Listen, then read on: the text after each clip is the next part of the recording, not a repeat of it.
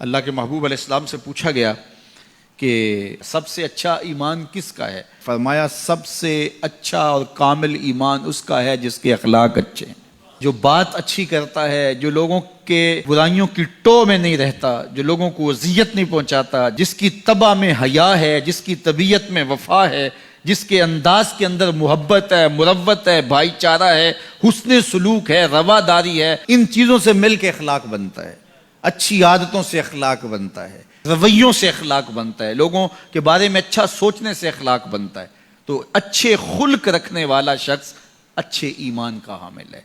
بہتر ایمان اس کا ہے جس کے خلق اچھے ہیں، جس کا کردار اچھا ہے، اور جس کا کردار اچھا نہیں ہے تو سنیے اللہ کے محبوب نے ارشاد فرمایا، فحش مزاجی اور فحش گوئی، بیہودہ بولنا اور بیہودہ طرز زندگی اختیار کرنا، فرمایا یہ دونوں چیزیں اسلام سے نہیں ہیں، ان کا اسلام سے کوئی تعلق نہیں ہے۔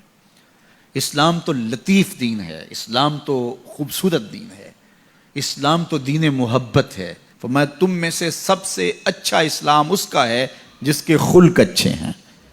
اور اللہ کے محبوب نے فرمایا بوئستو لأتمم مکارم الاخلاق، میں اس لیے بھیجا گیا ہوں کہ میں اخلاقیات کی قدروں کو بلند کر دوں، اخلاقیات کی قدروں کو اونچا کرنے کے لیے، ان کی تکمیل کے لیے میں بھیجا گیا ہوں۔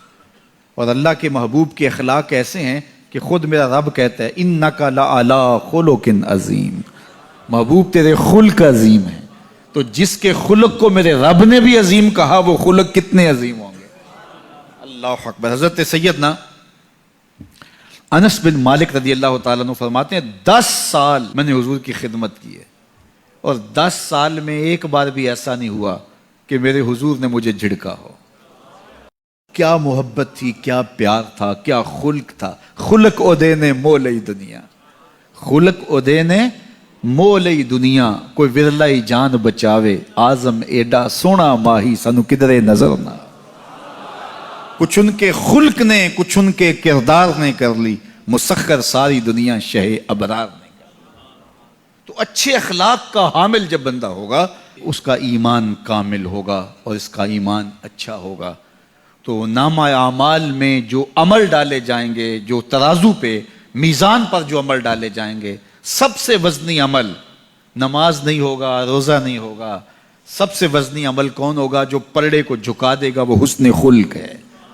تو لوگوں سے اخلاق اچھے رکھیں، لوگوں سے رویے خوبصورت رکھیں، بات کرنے میں سلیقہ سیکھیں، گفتگو کا طریقہ سیکھیں، لوگوں کے معاملات کے اندر، نجی زندگی کے اندر جھانکنے کی کوشش نہ کیجیے، اور لوگوں کے بارے میں حسن ظن رکھیے، ان کی بہتری کا سوچیے، اور ان کے لیے خیر کے ماحول کو فراہم کیجیے، ان کے لیے آسانیاں پیدا کیجیے، اور ان کو جو ہے وہ آپ اچھائی کی طرف بلائیے۔ میرے بزرگ فرمایا کرتے تھے جس سے دوستی ہو تو اس کا بھلا سوچنا چاہیے، اور کسی کا بھلا سوچنا یہ ہے کہ اس کی دنیا بھی اچھی ہو اور بالخصوص اس کی آخرت اچھی ہو جائے، تو اس کو دین کی طرف لایا جائے، اس کو اچھائی کی طرف لایا جائے تاکہ اس کی آخرت برباد نہ ہو۔ یہ کسی کا بھلا سوچنا ہے۔ تو اچھے اخلاق کا حامل شخص ہی ایک اچھا مسلمان ہوتا ہے۔ صوم و صلاۃ سے کوئی شخص نہیں پہچانا چاہتا، یہ تو اس کا ذاتی معاملہ ہے۔ کسی شخص کی پہچان اس کے اخلاق سے ہے۔ نکاح کرنے کے حوالے سے بھی اللہ کے محبوب نے ہمیں جو رہنما اصول دیا، فرمایا جس کے اخلاق اور جس کا دین تمہیں پسند آ جائے اس سے اپنی بیٹی کا نکاح کرو۔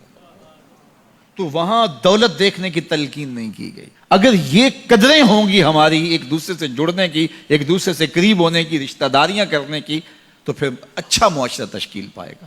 اور جب ہماری جو ہے وہ ترجیحات اس سے ہٹ کر کے ہوں گی تو پھر اچھا معاشرہ تشخیص نہیں پائے گا۔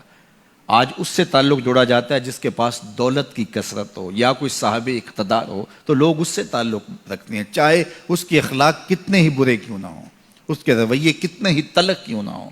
جو اچھے خلق کا حامل ہے اس کی قربت اختیار کرو، تمہیں زندگی اور آخرت کا نور نصیب ہوگا۔